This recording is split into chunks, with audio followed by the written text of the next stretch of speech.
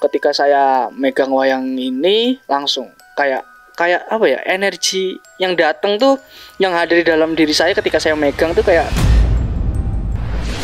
kita harus menggunakan sesaji 1 kepala kerbau, wine, anggur, ayam hidup atau apa gitu ada.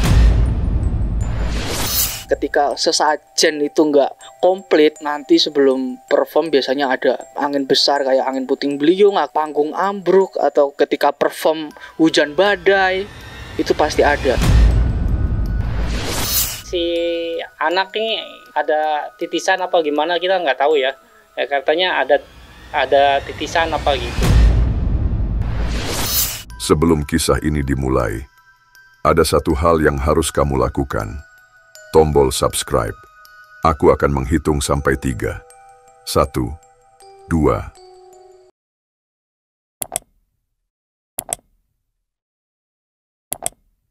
Bagus. Dengan bantuanmu, kita akan mencapai 2 juta subscriber.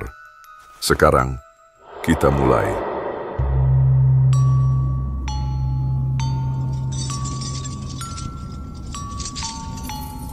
Mencintai seni pedalangan secara gaib, itulah yang terjadi pada Adi Suryo Purnomo, dalang muda yang sering disebut sebagai dalang gaib. Ia sudah bisa menggambar buto atau raksasa dalam dunia pewayangan sejak kanak-kanak. Saat itu ia mendapatkan bisikan gaib untuk menggambar sebentuk raksasa.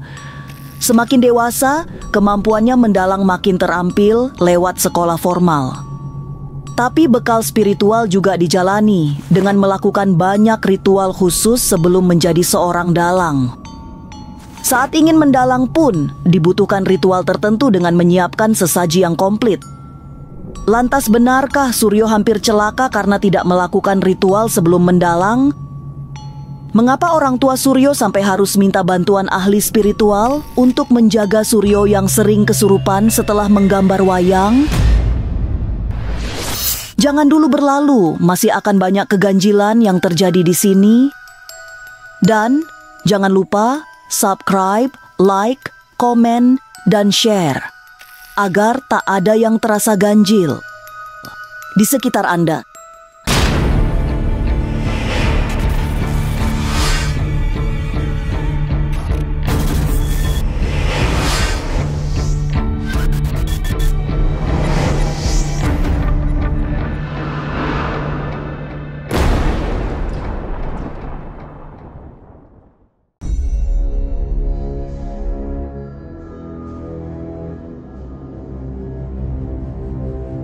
Ia seorang dalang. Bukan dalang biasa, tapi sering disebut dalang gaib. Namanya Adi Suryo Purnama. Meski dikenal sebagai dalang muda, tapi perjalanannya menjadi seorang dalang sudah sangat panjang, bahkan sejak masih kanak-kanak. Setelah beranjak besar, ia menekuni seni pedalangan secara serius dengan masuk sekolah pedalangan. Selesai SMK jurusan pedalangan, Suryo melanjutkan belajar pedalangan di ISI Surakarta. Jadi secara teknik ia mendapat bekal yang sangat kuat. Tapi jauh sebelum itu, proses mencintai wayang sudah terjadi sejak masih sangat kecil. Saat itu Suryo sudah biasa membuat wayang. Nah anehnya, yang dibuat selalu wayang dengan karakter buto atau raksasa jahat.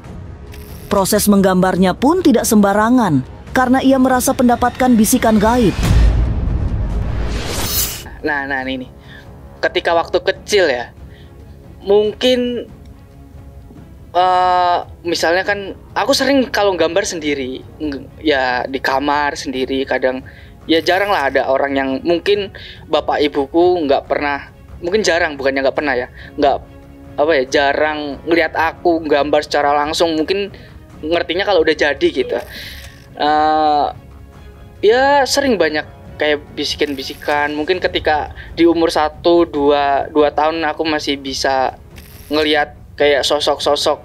Misalnya di pojok tembok ada kepala nih. Di sini ada kepala nih. Mungkin yang itu yang memancing untuk saya menggambar hal itu gitu. Dalam bentuk wayang ya. Mungkin kalau energi mungkin lebih dari segi bisikan sih. Ketika aku gambar, wah. terngiang-ngiang lah di kuping kanan kiri, mesti akhirnya terjadi secara nggak sadar gambar itu juga terjadi. Setelah semakin dewasa, kemudian menekuni wayang secara serius, Adi Suryo Purnomo juga mulai menjalani banyak ritual yang memang menjadi syarat untuk seorang dalang. Ritual mulai dari puasa mutih, bersemadi di tempat-tempat para dalang keramat, hingga menjalani serangkaian lelaku khusus dijalani.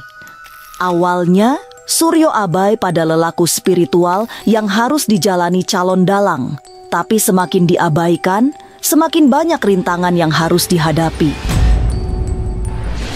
Ritualnya kayak mendalang ya, puasa mutih, puasa weton, dan itu juga tergantung terhadap lakon yang akan kita bawakan nanti ketika mendalang gitu.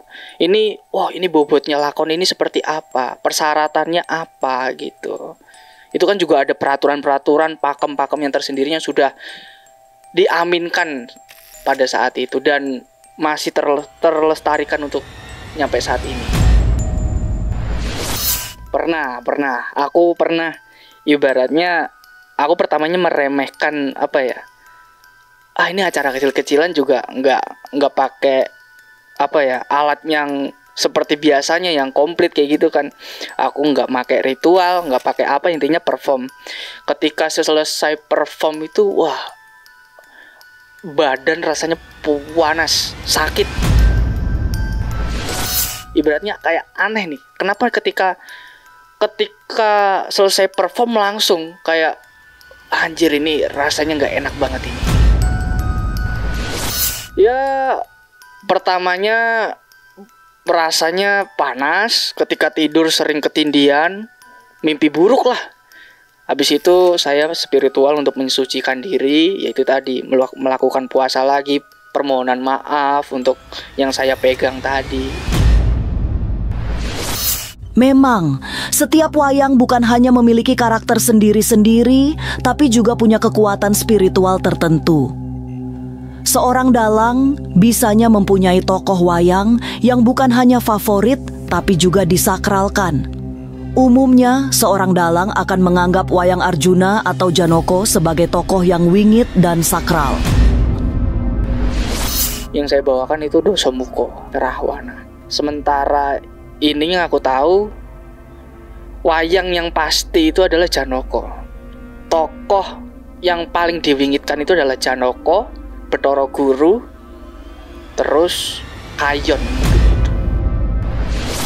Mungkin dari rentetan peristiwa ataupun sejarah yang diyakini para dalang ya. Soalnya kan kalau ketika mungkin sampean pernah dengar ruatan.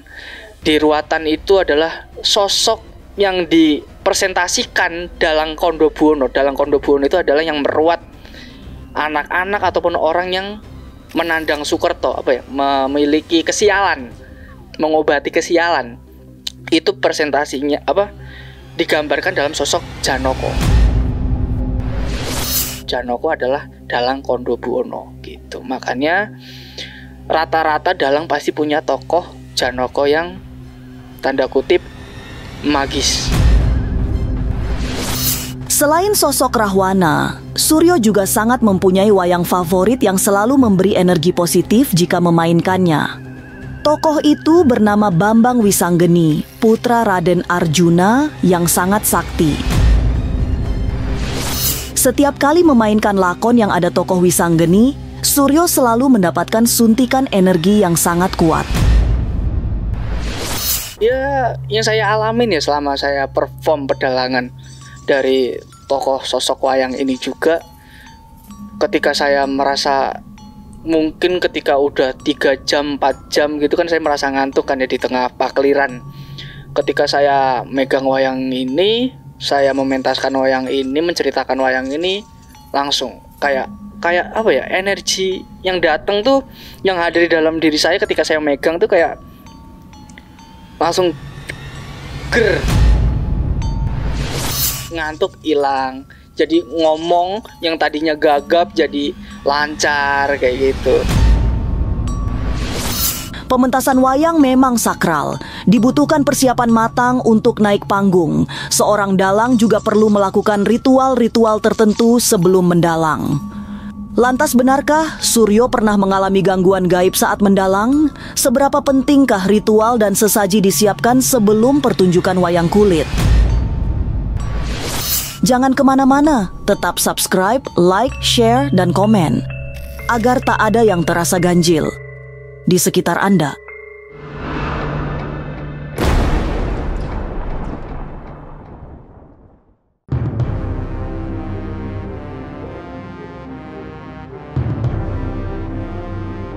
Pertunjukan wayang memang bukan sekadar pentas kesenian. Ada nilai-nilai spiritual dan permainan mistis yang sangat kuat. Meski termasuk dalang muda, tapi Suryo juga tidak bisa meninggalkan kebiasaan-kebiasaan lama yang dianut dalang-dalang sepuh. Ritual-ritual gaib kadang dibutuhkan jika seorang dalang ditanggap ke sebuah daerah yang punya tradisi mistis sangat kuat. Ritual itu bertujuan agar pertunjukan bukan hanya selamat, tapi dalang dan seluruh pengiringnya selamat sampai pergelaran wayang selesai. Itu makanya kayak persyaratan orang mendalangkan sebelumnya kayak sesaji harus lengkap. Terus kita harus sowan ke pundennya yang kita mau perform tadi. Mungkin itu kumparan-kumparan energi yang kita sudah sowani, yang sudah kita minta izin tadi itu mensupport lah bahasanya. Kalau bahasa pedalangnya ikut nyengkuyung ketika aku mendalang gitu. Akhirnya menjadi satu energi dalam diri saya untuk keberhasilan perform tadi. Pengalaman Adi Suryo Purnomo sebagai dalang muda membawanya memahami bahwa wayang tidak bisa dipentaskan secara sembarangan.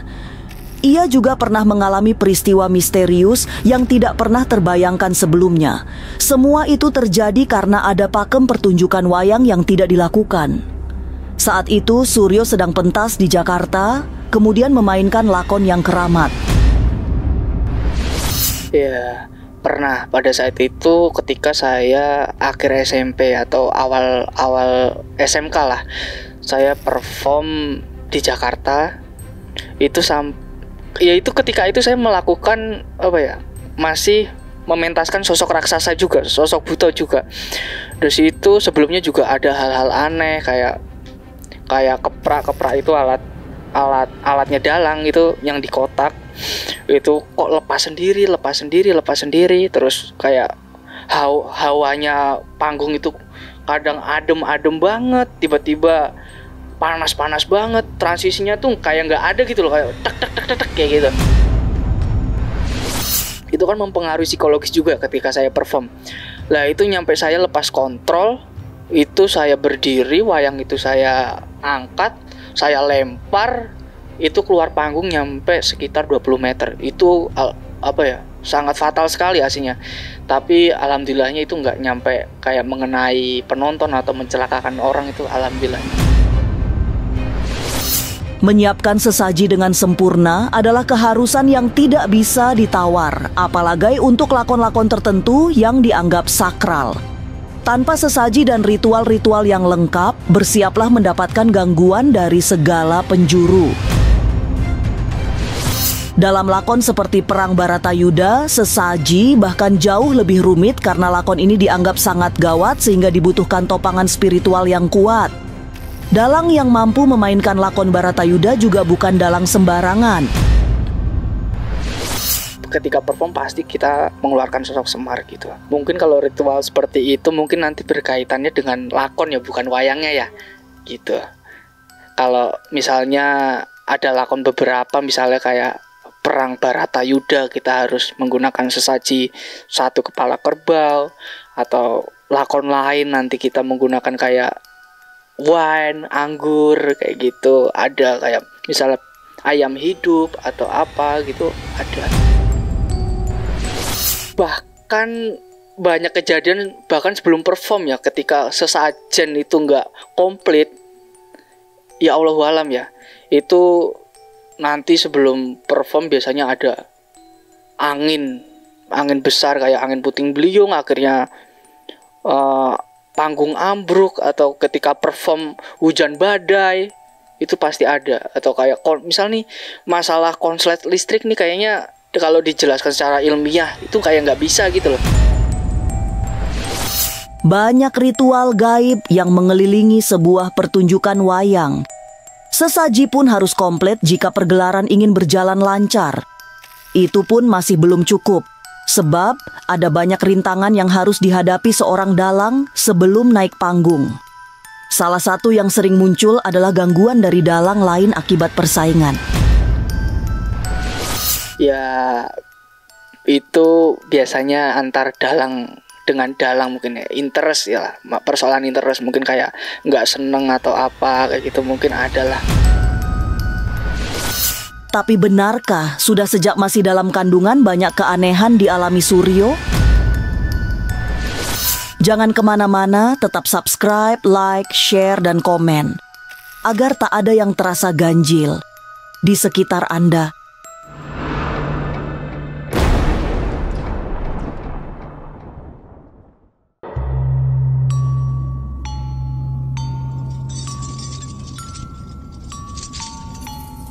Kemampuan Suryo mendalang memang sudah terasah.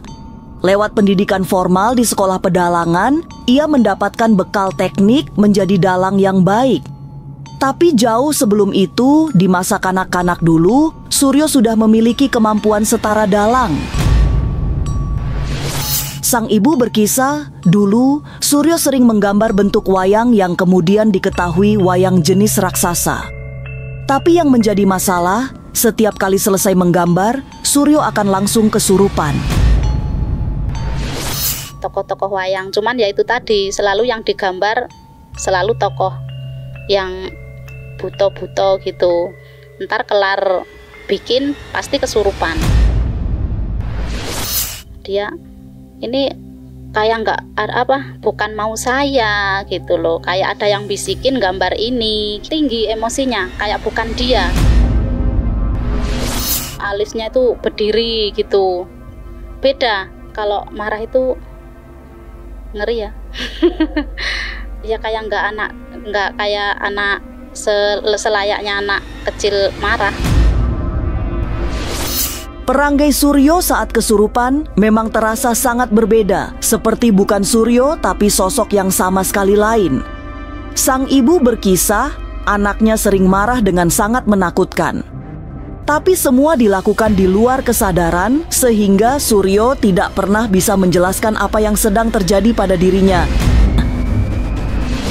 Ya mungkin kalau pada saat itu ya yang dialamin, kalau saya mungkin nggak sadar ya, mungkin di antara sadar atau tidak sadar. Yang saya ketahui ya dari kedua orang tua saya, ya itu ketika aku gambar banyak banget, bahkan lebih dari 7 tokoh yang aku gambar, itu rata-rata raksasa semua, buto semua. Sering aku sakit, sering aku kesurupan, marah-marah. Faktornya juga tanda kutip aku juga pada saat itu nggak sadar apa. Ya, jadi keanehan aku sendiri sih. Aku juga mempertanyakan hal itu, kenapa akhirnya kayak bapak punya temen Kicandang Langit, dia akhirnya minta tolong, gimana nih anak saya nih. Banyak cerita aneh sesungguhnya yang ikut mengiringi perjalanan Suryo sebagai seorang dalang. Tidak hanya sering kesurupan setelah menggambar raksasa, Suryo juga punya koleksi wayang yang misterius. Wayang yang disimpan dalam kotak itu sering mengeluarkan bunyi sendiri. Dulu pas banjir kan dia dibikinin kotak tuh wayang-wayangnya. Bapaknya kan beli wayang-wayang yang buat mainan gitu kan, tapi yang wayang kulit itu. Terus pas banjir kotaknya dinaikin tuh sampai berapa minggu atau sampai sebulanan itu nggak diturunin. Jadi kan anak nggak main. Kan di samping kamar saya kan itu tuh kayak ada kayak dalang itu dodok dok gitu loh, bunyi. Ntar berapa jam kemudian begitu lagi gitu, kadang-kadang tengah malam gitu. Ntar kita keluar, kan adanya di luar kan, kita kan ngontrakan kecil gitu kan, kita keluar nggak ada apa-apa, tapi kok suaranya di kotak wayang. Tapi memang Suryo sudah punya bakat sejak kanak-kanak. Sang ayah malah sudah merasakan ada yang aneh dengan anaknya saat masih dalam kandungan. Ketika itu ibunya mengalami banyak sekali kejadian-kejadian tak terduga. Terutama perutnya yang sedang hamil sering membentuk wujud yang penuh misteri. Gangguannya masalah itu, maksudnya perutnya itu suka aneh gitu, cuman kadang-kadang nggak sadar gitu. Mas Dilan bilang ini si anak ini mungkin karena ada titisan apa gimana, kita nggak tahu ya. Katanya ada titisan apa gitu. Bapaknya kalau anaknya begini-begini selalu manggilnya Mas Jainal ya, kita kenalnya Mas Jainal. Kata Mas Jainal ya itu tadi, tokoh-tokoh wayang itu banyak yang deketin dia. Proses menjadi seorang dalang ternyata bukan hanya panjang, tapi juga berat penuh perjuangan. Banyak hal-hal gaib yang terjadi. Dan itu dialami oleh Adi Suryo Purnomo. Dari kanak-kanak banyak keanehan dialami Suryo sekaitan dengan wayang, sehingga ia tumbuh menjadi dalang muda yang tidak hanya berbakat tapi juga punya modal spiritual yang kuat. Inilah Ganjil yang akan menguak berbagai misteri di alam nyata dan tak kasat mata. Sampai jumpa pada episode selanjutnya dengan kisah-kisah ganjil. Setiap hari Senin, Kamis, dan Jumat pukul 5 sore. Tapi sebelumnya jangan lupa subscribe, like, share, dan komen agar tak ada yang terasa ganjil di sekitar Anda.